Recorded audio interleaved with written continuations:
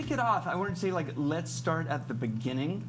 A little footnote to the beginning. The beginning is probably the cultural primordial ooze from which these medicines have come. So I want to give a nod and a tip of the hat to indigenous cultures who have really given us this information and this data, and to not do that, I think, would be negligent. So that's a bigger discussion, but I think that's really important. But let's start at the beginning of what are these medicines? What do they do? What could they do? And how are they being used as assists to the therapy that we all practice? Ladies first. Why don't you describe them? As a science perspective, from a medical perspective. I think that might be really useful as a opening. Raise your hand if you are familiar with, if you think you're familiar with having a psychedelic experience. Okay, so that's like 50, almost 50%. So, spoiler alert, you've all had psychedelic experiences because we have all dreamed. And psychedelic really does not mean drugs, it means to reveal the mind. And this word was coined by Aldous Huxley, who many of you probably have heard of, Brave New World, and also Humphrey Osmond in the 1950s, to mean to show us our subconscious, to reveal parts of ourselves to us that we were not normally aware of, which is like imagining your awareness as an iceberg, and the iceberg is just the tip that's sticking out. That's the part that we know about all the time. That's like the self-protector parts, the self-identity parts, the parts we interact with on a daily basis. And then there's 100 million more pounds of iceberg underneath the surface that's always there, but we're not always taught to pay attention to it. And that part is what Freud called our subconscious. It's what comes up in our dreams. And so psychedelic experiences, I think it's really important to note, not necessarily requiring a drug. Meditation can do it, deep breathing can do it, lots of different kinds of breathing can do it, eye gazing can do it, intimacy can do it. So you can actually access psychedelic states through building intimacy with loved ones. And these states are natural. And so that's the most important thing to know first and foremost. And then when we talk about psychedelic medicines that we use in practice in healing, and then indigenous people have used in healing for thousands of years, we're talking about plants and derivatives of plants that we use in modern medicine that actually molecularly change and activate these same natural pathways that we activate with the breathing and the yoga and the meditation and the mindfulness and the soothing touch and all these natural techniques. The medicines are doing it through the direct action of the molecule on our brains. And that helps reveal different parts of ourselves to us. Thanks, Dave. I appreciate defining psychedelic. And I believe that life is psychedelic. We're tripping the whole time. I hope that you're having a really good trip at South by Southwest. As well, I believe that good psychotherapy should be psychedelic. And by that I mean it should widen a person's proverbial aperture and support them in seeing more of who they are, of where they come from, of what really turns their life force on and gets them excited and delighted. And as well supports them in shifting their relationships, right? This conversation is about intimacy. I believe that life is about relationship. And of course, the most important one that any of us ever have is with ... drum roll, please. You. Right? It's with a really solid boundaried self that we have the capacity to be in any kind of honest, aligned connection with another person. And you mentioned the indigeneity. It's important to remember that we're all indigenous to something somewhere. And once upon a time, our ancestors knew the plants, and they knew how to tell time by the sun, and they were much more connected to the earth. And I was just sharing with these beautiful physicians, the daughter of a medical doctor and the granddaughter of a medical doctor, and a deep, deep, deep fan of Western medicine. And it is a wisdom tradition, absolutely. And it also needs good relationship. It needs good partnership, because the way that it's being rolled out is often separated from a more holistic approach. And this is true for both the provider, the physician provider, and the client. And when we have, and we do, and it's very, very exciting, the opportunity to be in relationship as clinical providers within a Western medical context to engage with psychoactive medicines that do, in fact, create some psychedelic experiences in a deeper way, right? Like the default mode network, your sort of proverbial brain police goes to rest, and you have a lot more access to what's going on. And we are all like very, very skillfully, intelligently, like beautifully armored. And all of our like defenses are there in a way to keep us safe. And so I say, thank you so much. And simultaneously, like, what do we really need? And what is safety? And how do we recreate that and redefine that in a conscious way so that we can really be alive in intimate, like, yummy relationships? And I very much am an unlikely drug girl. Like, I was way too busy being skinny and good in high school and college to entertain anything that was a drug. And it was only through my own suffering and my own transformation and transmutation that I got here. And I'm very happy now. But these medicines are, in my mind and from the research and education that I have, certainly the most potent tools to disrupt pathological processes and get people back home to themselves. Lauren, I love that, and I love the fact that, Dave, you came at it from the sense of it's not just the medications that can induce a psychedelic experience, and Lauren, the place that you're taking it to, both of them kind of reflexively say good therapy, regardless of psychedelics, should be about what you're talking about, some kind of asymptotic approach to communication and connection. So maybe if you could talk a little bit about, I know it's a jump, but talk a little bit about the sort of the framing of the MAPS studies and everything from prep to the experiences to integration to how that creates a psychedelic assisted but big capital T therapy, because I think we're really talking about good therapy first and maybe psychedelic as an assist. Yeah, absolutely. And I think the MAPS studies, my apologies, of MDMA are a great place to start, because MDMA has been going down FDA trials for now 37, 40 years. It's the furthest psychedelic drug that has been studied down the medical path that is on the FDA's desk for signing this year for clinicians like us to be able to use it in the office. Choking on my water.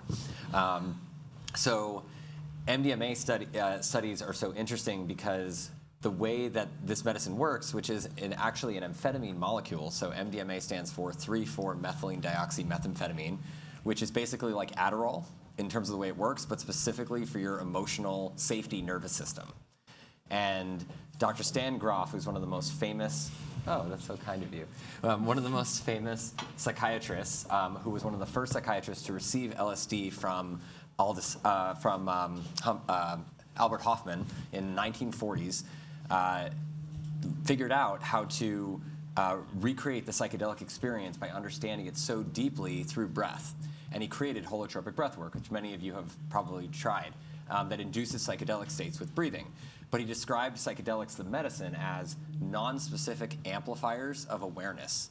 So what that means is when you take a psychedelic medicine in a therapeutic context with really nicely well-trained, safe, containing guides, that you amplify all of those things, and you amplify that trust of that relationship you've built. And if you take a psychedelic in a disorganized, fearful, or threatening, or unstable environment, then you can amplify all of that. And the drug doesn't really care, right? It's up to us to bring the intention into the experience, which we set out with the therapy, which is why people in the MAPS trials still get better, even though they've just received the therapy and no drug, because the therapy itself is healing. But when you add the drug, the percentage of people who achieve symptom remission, who have had PTSD from, on average, 17.6 years, receive MDMA 3 doses, 42 hours of condensed psychotherapy over 12 weeks. 52% of those people are no longer meeting diagnostic criteria for PTSD 2 months after the treatment. But what's even more, but 27% of the placebo group still got the therapy, still response, and they're in the same place. So now look at all of those people 1 year out.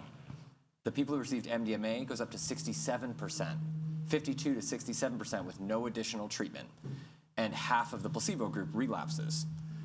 And so what it helps us to understand is that MDMA is actually, through the therapy, it's amplifying the therapeutic process that helps remind us how to heal ourselves. because that's where the source of healing comes from. And it's no overstatement that the results we're seeing from these MDMA trials are single-handedly the most astounding and promising treatment we've ever had for any mental illness in the history of psychiatry. It's like the discovery of antibiotics for infection in 1908, but for mental illness. And within 5 to 10 years, we could actually be potentially curing mental illness using some of these tools, which is really exciting. Yeah, that idea blows my mind because it gives the idea that again, it may be about the medication, but there's something in there. Like you referred to at other times as inner healing wisdom, or but some sense that the body knows what the body needs and the brain knows what the brain needs and takes it to that next level. Mm-hmm. Making a leap because the talk is framed around intimacy, and I've got to give a caveat. I think psychiatrists and psychologists and therapists often are a little conservative in these areas. So by intimacy, we don't necessarily mean the most salacious versions that people might come for, but we start with the beginning, which is what are the conditions that could lead to improved intimacy, and how might MDMA for trauma, for PTSD as it's been studied, how might that be extrapolated in use for couples therapy, and probably in couples therapy to think of like individuals with each other side by side in parallel, but also kind of like a dyad or a dialectic, because I think in couples therapy we often think about treating the couple as opposed to treating two individuals side by side. So I think it's just important to name that across the board for many, many, many different clinical studies, one of the factors, or perhaps the factor that most profoundly impacts positive treatment outcomes is the quality of the therapeutic relationship. So it's not that MDMA is just like doing this magical thing that you can just take the pill and you're going to feel released from your trauma. And in fact, Rick Doblin likes to say that a lot of the patients in the trials have said, why do people call this ecstasy? Like, it's not feeling very ecstatic when I'm processing my core wounding. Now, I will say that these medicines like bring us into our heart, which, as I mentioned, is also often very guarded and very skillfully so. So there is currently efforts underway to study MDMA for couples, and I have the privilege to partner with ketamine. I love that I can do that. I look forward to a time when I can work with other medicines as well. And I try to be somewhat agnostic about the tool because it's the relationship. Again, like relationship. And simultaneously, like we need help getting out of our own way. We need tools that we have that allow us to like really engage differently with what's going on. And, I think that the deepest human classrooms are the intimate ones, right? Like if any of you have been married, any of you have parents, that's all of you, right? I focus my work on families. My clinical practice is devoted to families. And I've never met a client, myself included, that didn't have mommy-daddy issues.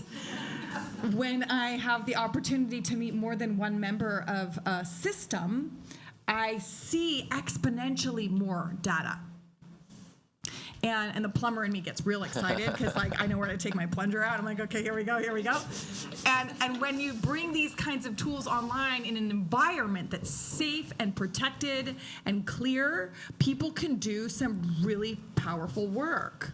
I will say the obvious, and perhaps it's not obvious, but preparation and integration are key to these experiences. So when you're preparing for something like this, and by the way, it's all about integration. Integration shares the same etymology as the word integrity, right? When we shut up to keep the peace, we go to war with ourselves, and then we get pissed off about it. We learn as little people pretty much across the board. Don't be sad, don't be scared, don't be mad, and if you don't have anything nice to say, okay? So like intimacy starts to get really hard. But with these medicines online and in your ecosystem, you're all of a sudden able to have really meaningful conversations in a different way. I like to say, easy conversations, hard life, hard conversations, easy life. And again, I mentioned that I focus on families, and I focus on families because I did this work with my family. and because I've experienced like healing and joy and connection in ways that I would have never dared pray for. And so I know it's possible. And we need good partners. We need good partners, and as it turns out, drugs are really good partners. Can I add something to that real quick? I think, to an important point that you make a lot and that you're making right now, the most intimate relationship that we can build that serves us is that with ourselves. And trauma inherently, part of the way it works is it causes us to start to distrust ourselves. Trauma is like a fracture of self-trust, and then all of the work we do after that is learning how to rebuild that sense of trust in ourselves. And relationships are really interesting with other people when they're, intimate relationships help us. We have to trust ourselves enough to be able to get into that relationship and be vulnerable, and then we also have to, we can also learn from that trust with that person if we pick right, that we can then have, like, especially with a good therapist, is a good therapist will teach you by learning to trust them what it feels like to trust again. And then we role model trust for each other, and we learn to trust each other more.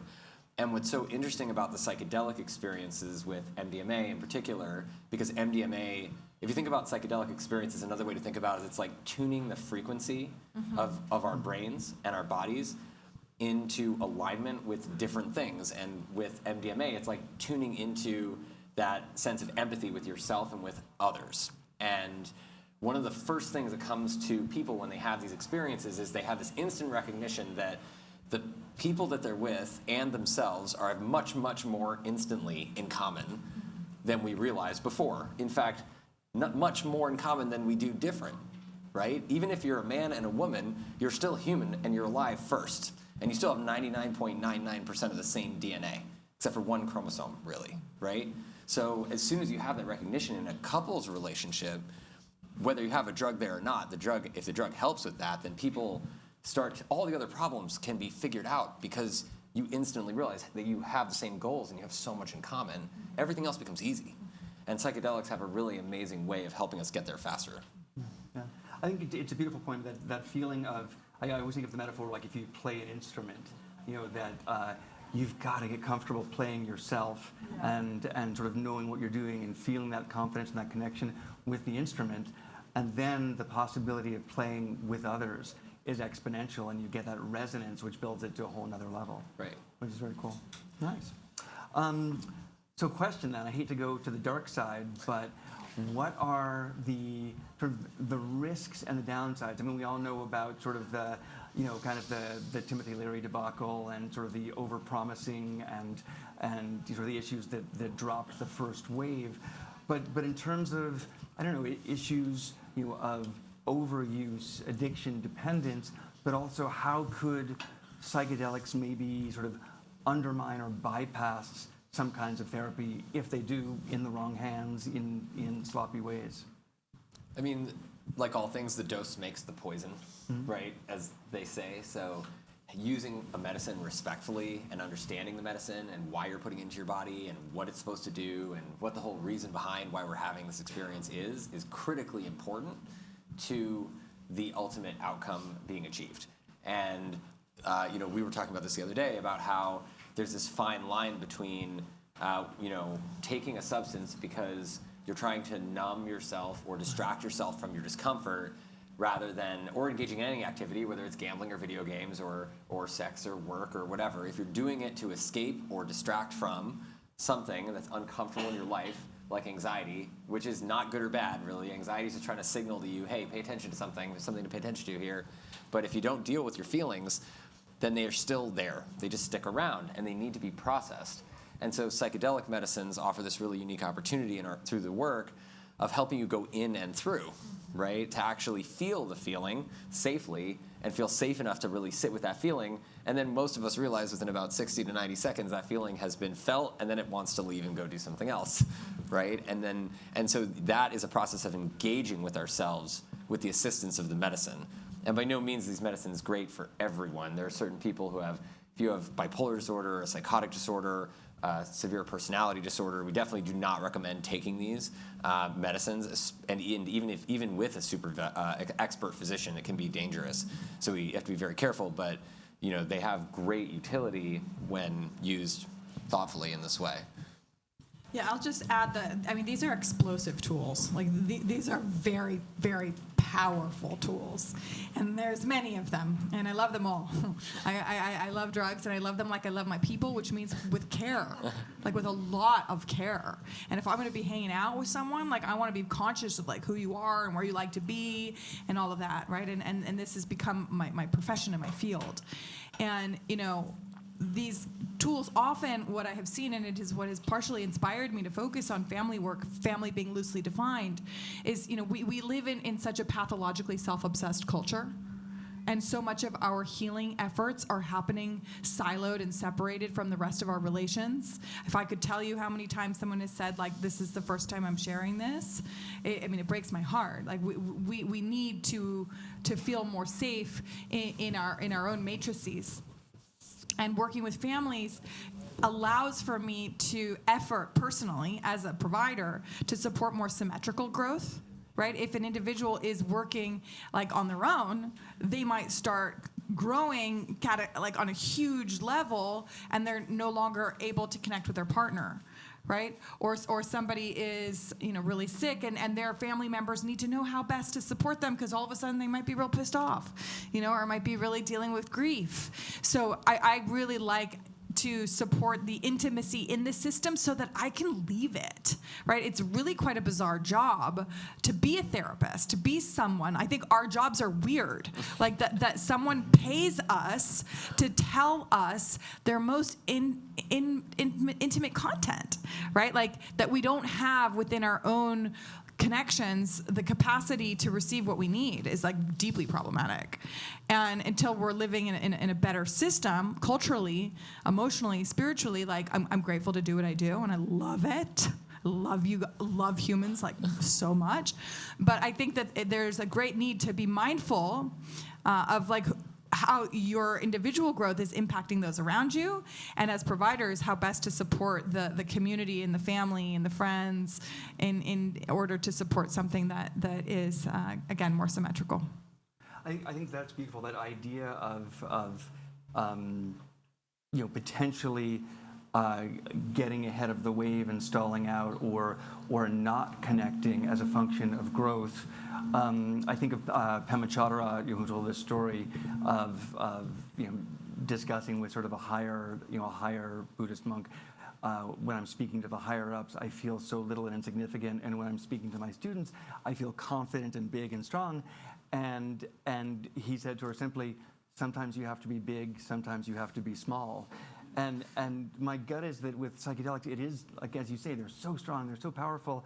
At the same time, isn't it the ultimate goal to reintegrate so that you can be with a couple, that you can be with your friends, you can be with your children, you can be compassionate and teach them, and not just like, go to Nirvana yourself, with a bus ticket and leave everybody else behind. And we've seen that. I've seen so much of that, of people wanting to have this relief and this reprieve. And I'm quite allergic to the word addiction.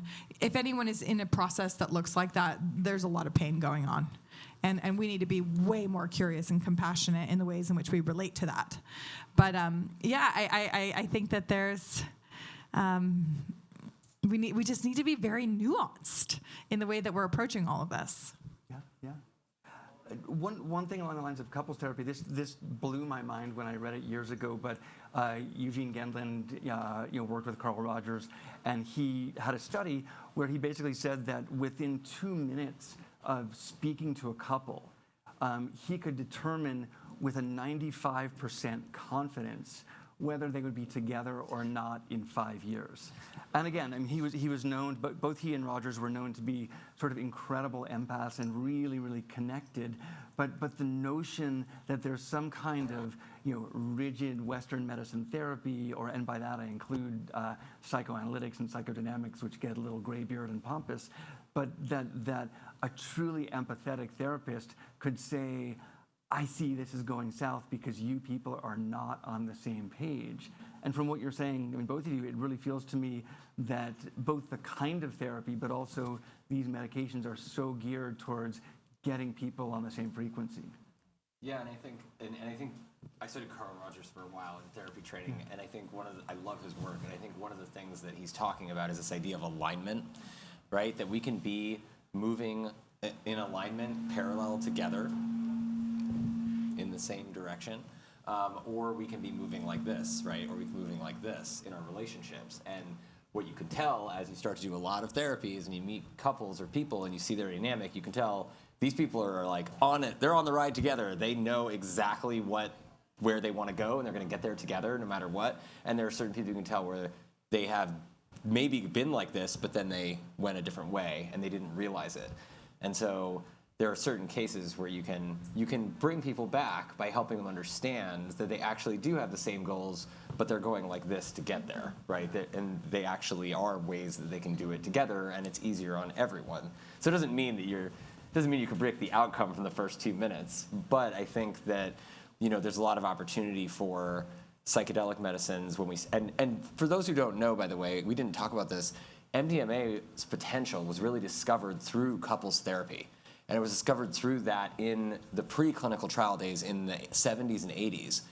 It was being used a lot by people like us for couples therapy because there were no tools for couples therapy, and it really, really worked. Yeah. Well, it makes me think, we didn't talk about this either, but the notion of the MDMA studies, I've seen so many tapes of the Mithoffers, right? So basically a couple who are doing the therapy that they're doing it with 2 therapists. And in these sort of original studies, those 2 therapists happened to be married. Now, I don't think that's necessary. That's a bit unusual. Yeah, right. It is. But something you can't really scale that. But there's something about creating this dyad, I would think, right? That's either representative, if not a model, but at least gives you more points to bounce off and triangulate, and more ways to transfer and countertransfer and reflect, which could exponentially sort of grow the change with the medication. Don't forget about bathroom breaks. Yeah. Of course. These sessions are 8 hours long, so they're like real intense therapy sessions. And a lot of stuff comes up, like you were saying, the transference, countertransference.